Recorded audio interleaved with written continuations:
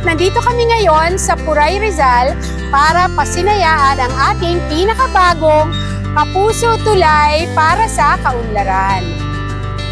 Kasama natin si General Bronner kasi ang AFP nagbigay sa atin ng 4 million pesos para matayo itong tulay na ito. Galing po yon sa donation ng ating mga sundalo, nag-ambag-ambag tayo. Galing po ito dun sa subsistence allowance natin. Tuwang-tuwa tayo dahil nakikita natin na yung pera natin pumunta po dito sa project na ito.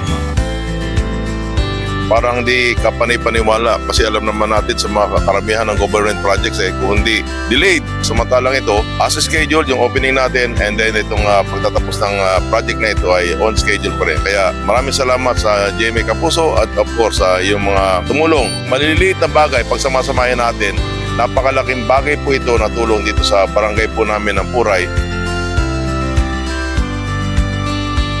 Happy ako ngayon dahil makakatawid na tayo. Ang Kapuso Bridge natin, hindi lang tao ang makakatawid, pati mga motor at saka habal-habal.